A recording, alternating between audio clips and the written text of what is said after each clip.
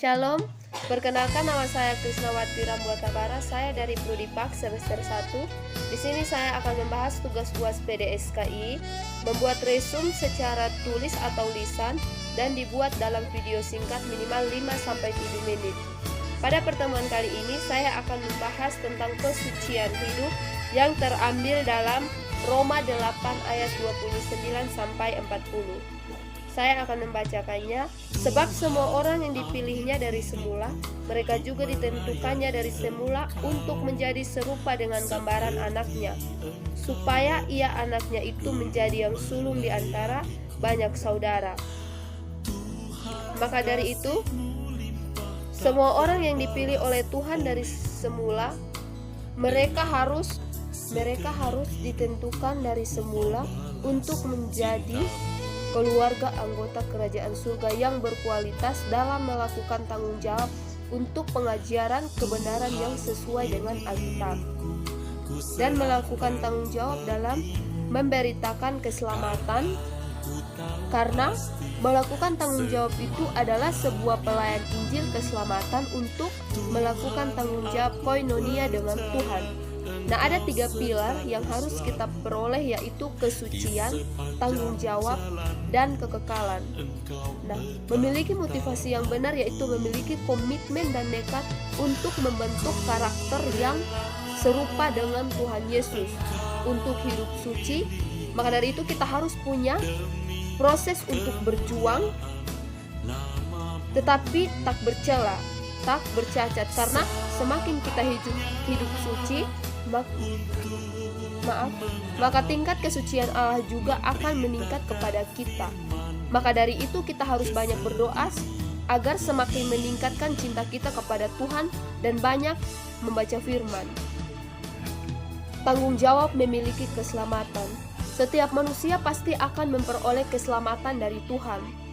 Tetapi pertanyaannya, bagaimana caranya agar kita bisa mempertanggungjawabkan setiap apa yang sudah kita lakukan, tetapi Tuhan memberikan kita keselamatan. Keselamatan yang benar di hadapan Tuhan itu adalah memiliki usaha untuk mengembalikan manusia ke rancangannya semula. Karena keselamatan yang kita alami dan dimiliki seseorang, karena Allah telah menyediakan jalan keselamatan. Dan manusia harus meresponnya dengan benar.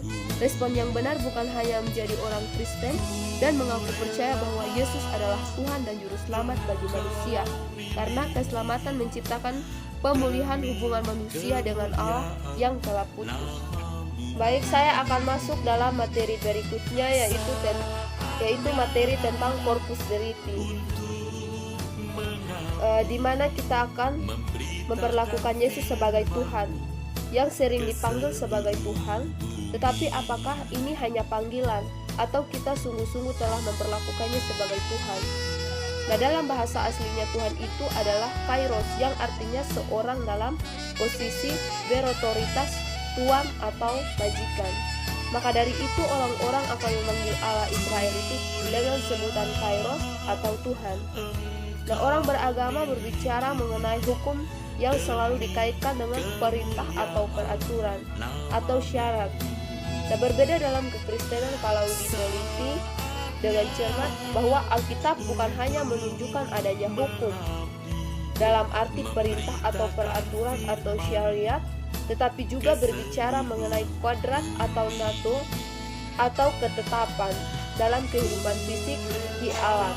Juga terdapat adanya hukum-hukum seperti hukum gravitasi, hukum Archimedes, dan lain sebagainya. Nah, hukum-hukum alam ini bukan berbicara mengenai peraturan atau perintah yang ditujukan langsung kepada manusia untuk ditaati, tetapi berbicara mengenai fakta kehidupan yang harus dipahami dengan benar dan dihargai. Dan manusia harus mau atau tidak mau harus tunduk kepadanya, sebab hukum-hukum tersebut itu mengikat bahwa hukum dalam arti ini bisa juga berarti sebuah tatanan Allah. Adakah hukum dari Allah? Mengapa ketika Lucifer beserta para malaikat yang dihasut memberontak kepada Allah, dan Allah akan segera membinasakan mereka? Kalau pada waktu itu mereka memberontak, maka Allah akan segera atau seketika, maka tidak akan ada lagi manusia yang jatuh ke dalam dosa. Maka dari itu kita harus mengerti mengapa keselamatan tidak ada di dalam siapapun juga, di dalam Dia yaitu Yesus Kristus.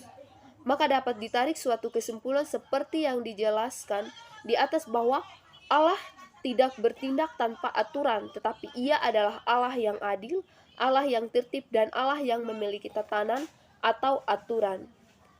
Mengenal oknum Lucifer, kita tidak bisa membantah bahwa dari aspek historis yang ditemukan dalam Yesaya 14 ayat 12-19, yaitu tentang Raja Babel.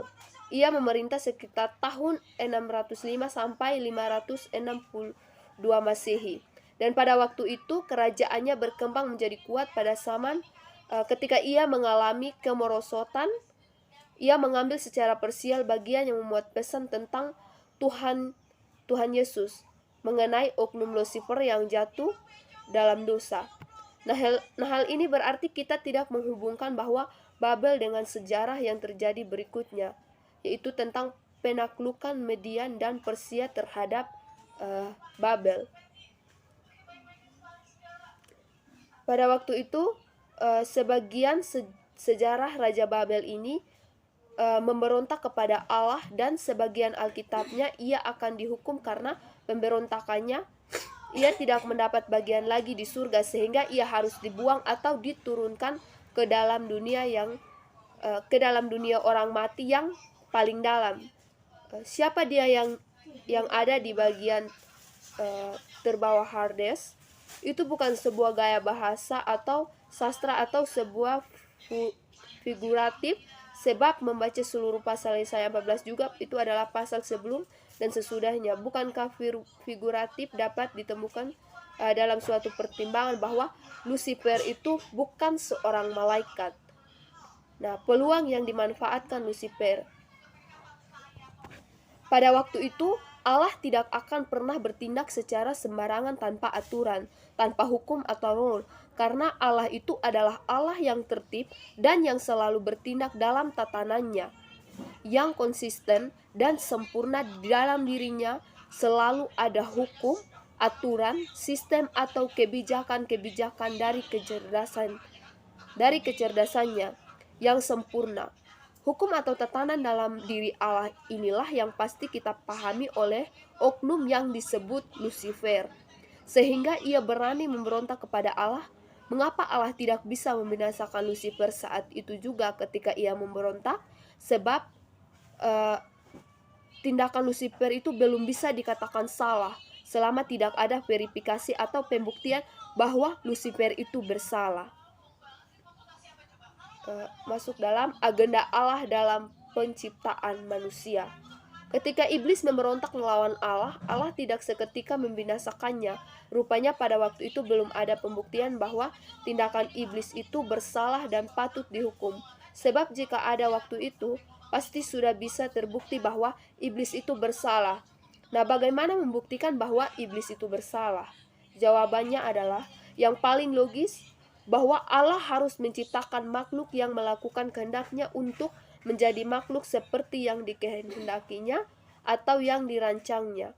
Maka dari itu kesalahan iblis bukan kesalahan yang hanya menyangkut tindakan yang nampak, tetapi terutama dari sikap hati yang ingin menyamai Allah. Pada dasarnya Lucifer tidak menempatkan diri sebagai ciptaan yang harus hidup di dalam ketaatan kepada Allah, karena secara mutlak dan total dari sikap batin sampai tindakan luarnya. Mengapa bukan malaikat lain yang tidak jatuh yang membuktikan kesalahan Lucifer?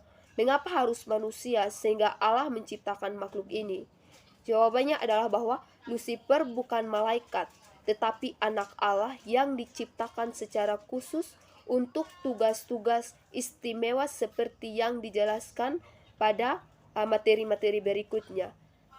Bahwa iblis bukan hanya berbentuk roh yang melayani untuk membuktikan kesalahan Lucifer agar ia pantas dihukum.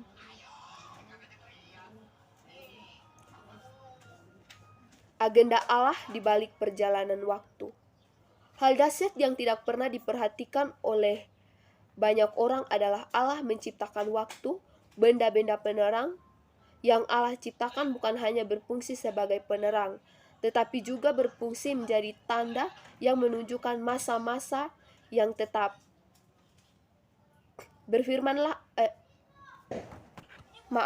Maka dalam Kejadian 1 ayat 14 berkata begini, bahwa berfirmanlah Allah, jadilah benda-benda penerang pada cakrawala untuk memisahkan siang dan malam. Nah, biarlah benda-benda penerang itu menjadi tanda yang menunjukkan masa-masa yang tetap dan hari-hari dan tahun-tahun. Jelas sekali dari teks ini bahwa penciptaan benda-benda terang selain menjadi sarana penerang bagi bumi ini, tetapi yang terutama untuk membawa dunia pada perjalanan waktu. Jadi seandainya tidak ada matahari, apakah bumi tidak ada terang? Tentu tetap ada terang, sebab Tuhan bisa menciptakan terang dari sumber lain selain matahari. Perjalanan waktu diadakan seiring dengan ciptaannya manusia, yaitu makhluk-makhluk yang memiliki keadaan kekal tetapi juga fana. Mungkin demikian video singkat dari saya. Jika ada kata-kata yang salah, mohon dimaafkan. Terima kasih. Tuhan Yesus memberkati. Shalom.